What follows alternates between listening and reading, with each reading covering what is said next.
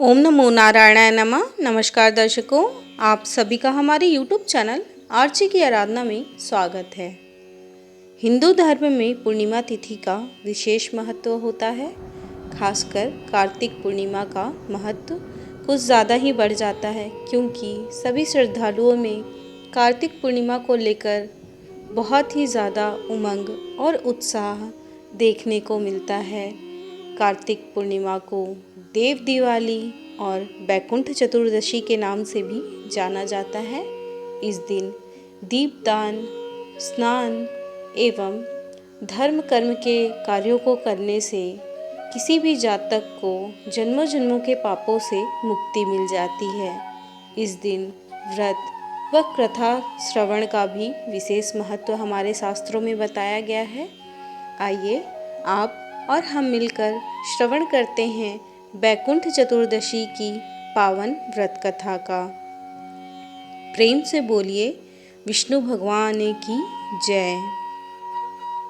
बैकुंठ चतुर्दशी की पौराणिक कथा के अनुसार एक बार की बात है, नारद जी पृथ्वी लोक से घूमकर बैकुंठ धाम पहुँचते हैं। भगवान विष्णु उन्हें आदर पूर्वक बिठाते हैं और प्रसन्न होकर उनके आने का कारण पूछते हैं। नारद जी कहते हैं, हे प्रभु, आपने अपना नाम कृपा निधान रखा है, इससे आपके जो प्रिय भक्त हैं वही तर पाते हैं। जो सामान्य नर नारी हैं वह वंचित रह जाते हैं। इसलिए आप मुझे कोई ऐसा सरल मार्ग बताएं जिससे सामान्य भक्त भी आपकी भक्ति कर पाएं और मुक्ति पा सकें। यह सुनकर विष्णु जी बोले, हे नारद, मेरी बात सुनो।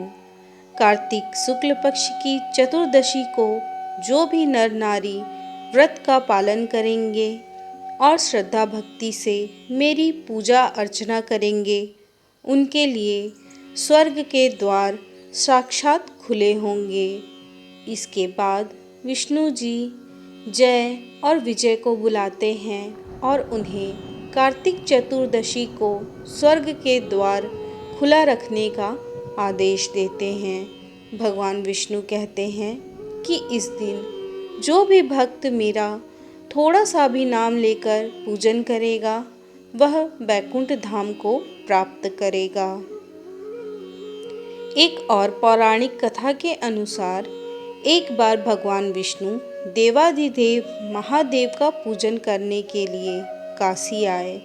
वहाँ मणिकर्णिका घाट पर स्नान करके उन्होंने 1000 स्वर्ण कमल पुष्पों से भगवान विश्वनाथ के पूजन का संकल्प लिया।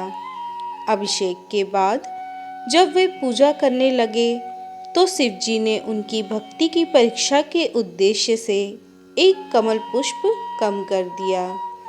भगवान श्री हरि को पूजन की पूर्ति के लिए 1000 कमल पुष्प चढ़ाने थे। एक पुष्प की कमी को देखकर उन्होंने सोचा, मेरी आंखें भी तो कमल के ही समान हैं, मुझे कमल नयन और पुंडरीकाक्ष कहा जाता है। यह विचार कर भगवान विष्णु अपनी कमल समान आँख चढ़ाने को प्रस्तुत हुए। विष्णु जी की इस अगाध भक्ति से प्रसन्न होकर देवादिदेव महादेव प्रकट होकर बोले, हे विष्णु, तुम्हारे समान संसार में दूसरा कोई मेरा भक्त नहीं है। आज की यह कार्तिक शुक्ल चतुर्दशी अब बैकुंठ चतुर्दशी कहलाएगी और इस दिन व्रत पूर्वक जो पहले आपका पूजन करेगा उसे बैकुंठ लोक की प्राप्ति होगी। भगवान शिव ने इसी बैकुंठ चतुर्दशी को करोड़ों सूर्यों की क्रांति के समान वाला सुदर्शन चक्र विष्णु जी को प्रदान किया। शिव जी तथा विष्णु जी कहते हैं कि इस दिन स्वर्ग के द्वार खुले रहेंगे। मृत्यु लोक में रहने वाला कोई भी व्यक्ति इस व्रत को करता है वह अपना स्थान बैकुंठ धाम में सुनिश्चित करेगा।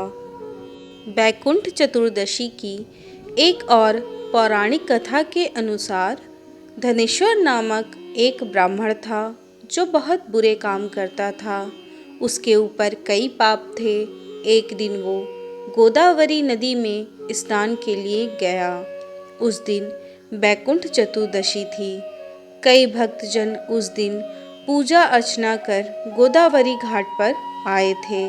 उस भीड़ में धनेश्वर भी उन सभी के साथ था। इस प्रकार उन श्रद्धालुओं के स्पर्श के कारण धनेश्वर को भी पुण्य मिला। जब उसकी मृत्यु हो गई तब उसे यमराज लेकर गए और नरक में भेज दिया। तब भगवान विष्णु ने कहा, यह बहुत पापी है, पर इसने बैकुंठ चतुर्दशी के दिन गोदावरी स्नान किया और श्रद्धालुओं के पुण्य के कारण इसके सभी पाप नष्ट हो गए, इसलिए इसे बैकुंठ धाम मिलेगा। अतः धनेश्वर को बैकुंठ धाम की प्राप्ति हुई। इस प्रकार बैकुंठ चतुर्दशी की पौराणिक कथा समाप्त हुई। प्रेम से बोलिए विष्णु भगवान की जय। कथा सुनने वाले का भी भला और कथा सुनाने वाले का भी भला।